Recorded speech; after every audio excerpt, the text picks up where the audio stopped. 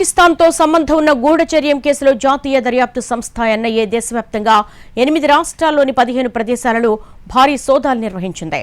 ఢిల్లీ, మహారాష్ట్ర, హర్యానా, ఉత్తరప్రదేశ్, రాజస్థాన్, ఛత్తీస్గఢ్, అస్సాం, పశ్చిమ బెంగాల్ రాష్ట్రాలలో పాకిస్తాన్ ఇంటెలిజెన్స్ ఆపరేటివ్స్తో సంబంధం ఉన్న వారి ఇళ్లల్లో సోదాలు జరిగాయి. ఈ సోదాలో ఎలక్ట్రానిక్ గాడ్జెట్లు, ట్రాన్సాక్షన్ డాక్యుమెంట్స్తో పాటు ఇతర అనుమానిత వస్తువులను స్వాధీనం చేసుకున్నారు.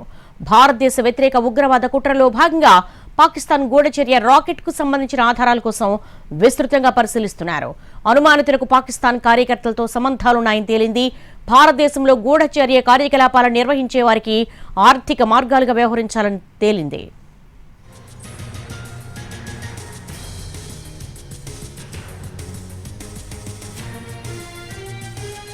పాకిస్తాన్తో సంబంధం ఉన్న గూఢచర్యం కేసులో జాతీయ దర్యాప్తు సంస్థ ఎన్ఐఏ దేశవ్యాప్తంగా 8 రాష్ట్రాల్లోని 15 ప్రదేశాల్లో భారీ సోదాలు నిర్వహించింది. దీనికి సంబంధించి లేటెస్ట్ అప్డేట్స్ మా ప్రతినిధి రాజు నడి తెలుసుకుందాం. రాజు, ఈ ప్రాంతాల్లో ఎన్ఐఏకు ఏమైనా కీలకమైన సమాచారం అందిందా, లేకపోతే రెగ్యులర్ సోదాల్లో భాగంగానే చేస్తోందా?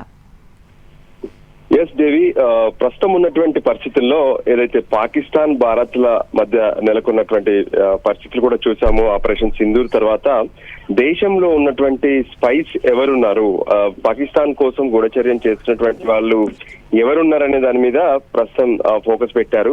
ముఖ్యంగా దీన్ని సెర్చ్ కూడా చేస్తున్నారు. ఏ విధంగానైతే ఆ టైంలో పాకిస్తాన్ కు వెళ్ళినటువంటి కాల్స్ కావచ్చు, దాంతో పాటు మెయిల్స్, ఇతర వివిధ మాధ్యమాల ద్వారా, అంటే ఏదైతే సోషల్ మీడియా ద్వారా ఇచ్చినటువంటి సమాచారాన్ని కూడా ఎక్కడికక్కడికి దాన్ని సెర్చ్ చేస్తున్నటువంటి పరిస్థితి ఉంది.